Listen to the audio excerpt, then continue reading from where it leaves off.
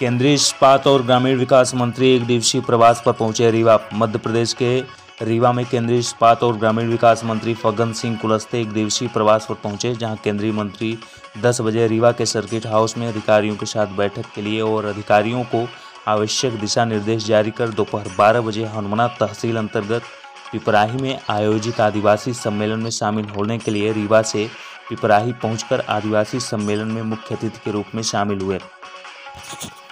केंद्रीय इस्पात मंत्री फग्गन सिंह कुलस्ते के द्वारा विभिन्न कार्यों का भूमि पूजन व लोकार्पण किया गया। साथ ही हितग्राही किसानों को क्रेडिट कार्ड का भी वितरण कर सभा को संबोधित किया गया। वह शाम के समय पिपराही के डिंडोरी के लिए केंद्रीय मंत्री रवाना हो गए। वहीं आदिवासी सम्मेलन में हजारों की संख्या में लोग मौजूद रहे। बता दें कि जब केंद्रीय मंत्री राजनिवास में हुए दुष्कर्म को लेकर सवाल किया गया तो केंद्रीय मंत्री के द्वारा बताया गया कि अभी जांच चल रही है। जो भी दोषी होंगे उन्हें किसी भी हाल में छोड़ा नहीं जाएगा। केंद्रीय मंत्री मीडिया के सवालों से भी बचते हुए नजर आए। आइए सुनते हैं क्या कुछ कहा केंद्रीय मंत्री फग्गन सिंह ने।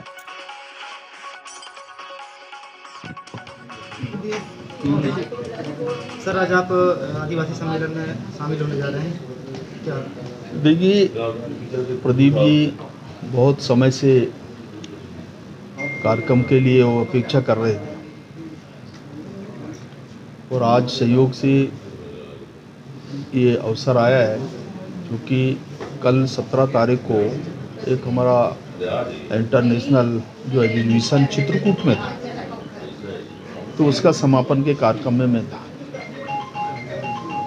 और उससे ही जोड़ करके फिर ये कार्यक्रम हमने तय किया है। विशेष तौर से जो सरकार की योजनाएं, प्रधानमंत्री जी की जैसी अपेक्षा है, और इसीलिए कि छोटी बैठक भी हम जहां प्रवास का कार्यक्रम होता है तो जिले के अधिकारी, जनप्रतिनिधि और हम सब मिलकर के बड़ा विचार विमर्श करते हैं और जो गतिविधियां चलती हैं सरकार की योजनाओं का क्रियान्वयन के बारे में और हम किस स्तर तक हम अभी पहुंच पा रहे हैं और उनका इम्प्लीमेंटेशन कितना हो रहा है नीचे तक, इसको भी समीक्षा करते हैं और इसी रूप से ये सारे कार्यक्रम की योजना बने। और इसलिए मुझे प्रसन्नता है कि रीवा जिले में बहुत सारी योजनाओं का लाभ है, नीचे तक पहुंच रहा है और उसमें जितना हम और नीचे इनको ले जा सकते हैं वो कोशिश हो रही हमारे जनप्रतिनिधि और यहाँ के स्थानीय प्रशासन के माध्यम से।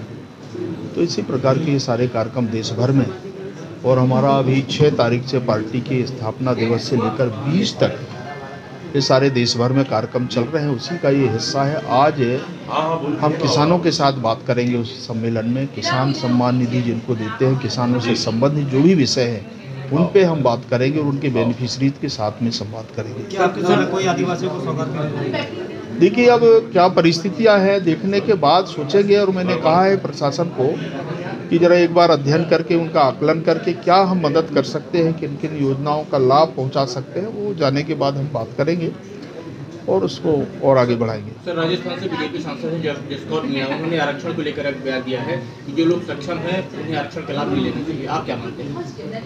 देखिए ये संवैधानिक व्यवस्था है, उस व्यवस्था के अनुरूप ही लोगों को लाभ मिलता है। जहाँ तक रिजर्वेशन का जो सवाल है वो देखिए एक ऐसा विषय है, व्यक्तिगत कौन व्यक्ति क्या कहता है, परंतु जो संविधान सम्मत व्यवस्था है उस व्यवस्था के अनुरूप लोगों को लाभ मिलना चाहिए। और इसीलिए व्यवस्था अम्बेडकर जी ने इसमें प्रावधान किया था, उसके पीछे यही हेतु है। और इसलिए अलग अलग तरह के लोग विचार करते हैं और इसलिए कानून का पालन होना चाहिए। कानून को ध्यान में रख कर के जितने लोगों को हम लाभ पहुंचा सकते हैं उस रेशो पे।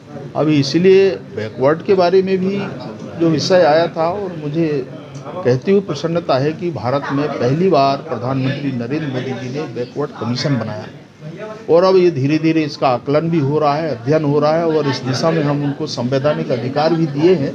इसी प्रकार के ST SC OBC के जो कमीशन काम करते हैं, इसको लेकर के कि उनकी क्या आर्थिक स्थिति के बारे में आकलन भी असेसमेंट करते हैं और उस आधार पर समाज में आगे काम करते हैं और सरकार उसका इम्प्लीमेंटेशन करती है। तो ये एक प्रोविज़न है, इसलिए किसको रखना किसको नहीं रखना ये हमारा कोई विषय नहीं है। विषय ये है कि जो मूलतः जो उसके लिए कौन लाभार्थी है, उस लाभार्थी को लाभ मिल जाए, ये एक विषय है। सर, हिंदुओं की जुलूस में हो रही हिंसा को लेकर आप किसको मानते हैं जिम्मेदार? देखिए, अगर इस देश में रहना है या इस देश में हमारा जन्म हुआ है तो सबसे पहले अपने देश के बारे में लोगों को सोचना चाहिए।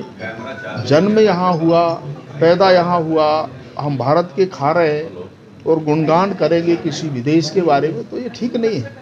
हमारे भारत के अंदर कोई भी समुदाय संप्रदाय सबको ये स्वतंत्रता है और इसलिए ये इस प्रकार की जो बातें करने वाले लोग हैं और यही अहिंसा फैलाते हैं और इसलिए उन पे कानूनी कार्रवाई करने का अधिकार राज्य सरकारों का है, राज्य सरकार करती है। कांग्रेस का कहना है कि एक पक्षी कार्रवाई कर रही है भाजपा सरकार। देखिए, ये तो जांच का विषय है। अगर कोई ऐसा विषय है तो उनको जांच कराना चाहिए। अगर कोई लगता है कि गलत किसी के साथ अन्याय हो रहा है तो उसके लिए कानूनी कार्रवाई करना, जांच करना और उस आधार पर उनको आरोप सिद्ध करना, ये एक व्यवस्था का प्रश्न है और इसलिए मुझे लगता है कि ये जो इस प्रकार के सवाल खड़े करते हैं इससे कोई हल नहीं है। ये है कि नियत का सवाल है। जीतन राम मांझी ने भगवान राम को काल्पनिक बताया। अब देखिए, दुनिया में बहुत तरह के लोग हैं और इसलिए देखिए, आज श्रद्धा, आज ईश्वर पे भरोसा है कि नहीं लोगों को, और इसलिए जो भी इंसान दुनिया में है वो ईश्वर पे भरोसा करता है और इसलिए भरोसा करना चाहिए। काल्पनिक जो लोग कहते हैं या इस प्रकार के लोग धारणा रखने वाले जो लोग हैं, शायद मुझे लगता है कि अगर ऐसा हो दुनिया में तो शायद आगे कुछ हो नहीं सकता और इसलिए ईश्वर पे भरोसा करना चाहिए, कर्म आदमी को करना चाहिए और उसका फल मिलता है। सर, इसी राजनिवास भवन में 20 दिन पहले एक घटना घटी थी और सीएम ने भरे मन से कहा था कि जो रूम बुक करने वाले अधिकारी हैं उन पर कार्रवाई हो, लेकिन अब तक कोई कार्रवाई नहीं है। देखिए, उस पर जो मुझे जानकारी है पता नहीं, परंतु उन पर कार्रवाई हुई, जेल भी भेजा गया है। कोई कार्रवाई नहीं जो रूम उन्होंने बुक किया था। भाई देखिए, जब अगर उनको अपराधी कहे या जो शरारती कहे तो उन पर कार्रवाई हुई है, यही सजा है। तो सीएम ने भरे मन से कहा था कि जो बुक किया है रूम उस पर कार्रवाई होनी चाहिए। देखिए, ऐसा है, देखिए ये है प्रशासनिक व्यवस्था। अगर ये सरकारी संपत्ति है, इस सरकारी संपत्ति पे सबका अधिकार है, परंतु व्यवस्था है तो उस व्यवस्था के अनुरूप किसी व्यक्ति ने अगर कराया या किसी ने किया तो स्वाभाविक है उसके गुण दोष के आधार पर कार्रवाई होती है और इसीलिए मुझे लगता है उस पर जांच भी अभी हो रही और जांच पे जो दोषी पाया जाएगा कार्रवाई होगी। सर, एक मंत्री का भी नाम सामने आ रहा है इसमें रूम बुक कराने को लेकर। देखिए, ऐसा तो मेरे नोटिस में नहीं आया, परंतु कार्रवाई हो रही, जांच हो रही है और जांच के बाद कार्रवाई जो भी संभव होगा सरकार उस पर कार्रवाई करेगी।